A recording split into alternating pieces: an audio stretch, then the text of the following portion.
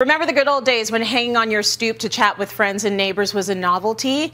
Well, now it's an absolute necessity. It's all we've got. So I want you to go ahead and have a look at your stoop. Not now. Wait till after the show. It might be time for a front porch refresh. And if it is, Sarah felt the same way. She needed a major refresh on her front porch, and it is looking incredible. Sarah, where did you start? Oh, Tracy, you have no idea. Like you said, we're all spending more time outside, and I put in a lot of hours on this porch, and it was empty. I was sitting on the step, watching the kids play hockey, or hiding from the kids to do a phone call for work. But it was an embarrassment, to be quite honest with you. So it needed a makeover desperately. We're going to be outside a lot. We wanted to get a lot of use out of it. Now, I heard you started with a good old-fashioned power wash. Tell us a little bit about that.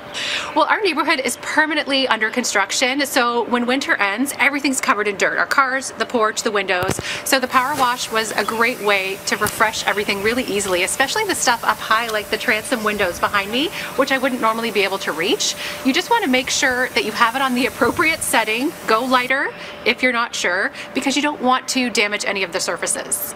Now, are they easy to find, those power washers, and can you rent them potentially?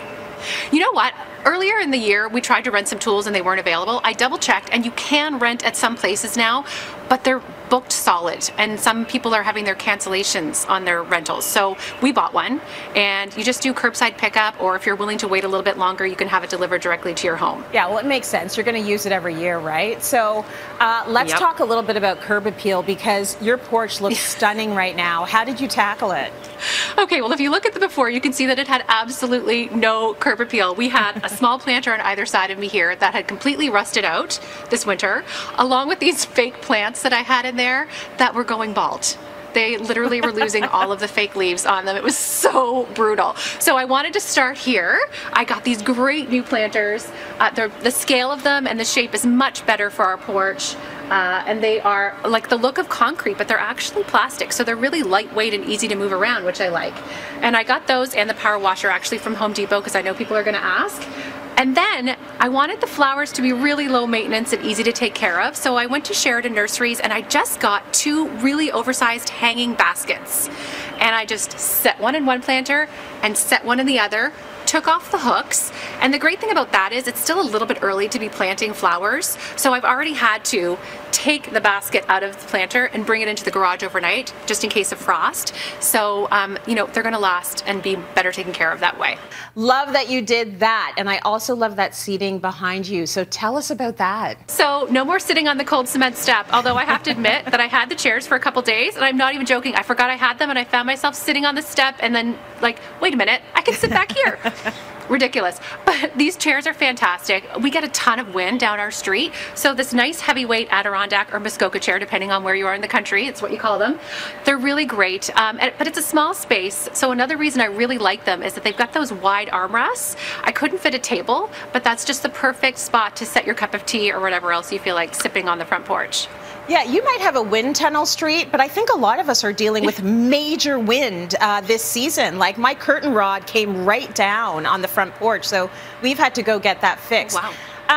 Talk to me about the coziness, because I think a lot of us are looking for that feeling on our front porch. How do you achieve that? So I like to add layers. So I started from the bottom. I added a blue and kind of natural striped rug. Surprise, I used blue. But I did that for a reason, because when you open the front door, it ties in with the entranceway. And then a practical rug on top of that for everyone to wipe their feet. And it just adds some really nice bright color. And then on either end of the porch, there's no railing, but it's a little bit high. So I added another couple of these planters with some green plants on there, some boxwoods. And again, though, a tip for those is you have to bring those in the winter, so I left those in the pots too. They just add a little bit of privacy and a little bit of pretty up there. And then I finished it off with just a little table and a beautiful plant, and I painted the doors. That was kind of a last minute decision, but I'm really glad I did, because it ties the whole look in together. And if you're looking for the table or any of the accessories, those are actually from IKEA. Oh my gosh, you've done such a good job. And what has been so lovely for me to see during this pandemic is you take every single room in your house and do a little makeover. And I think that's how a lot of us sort of move through our renos. We do it room at a time. And let me tell you something, that's the great thing about working on Cityline as well. There's a little like fire under your behind to like do these renovation projects, and that, you know what I mean? So it's kind of a great thing. And organize my house. Yes. Yes, 100%. My house would not look this good without Cityline, guaranteed. Yeah, there are two things that speak urgency to me. It's either Cityline or people are coming over, and people don't come over anymore. So might as well do it for the show. So true.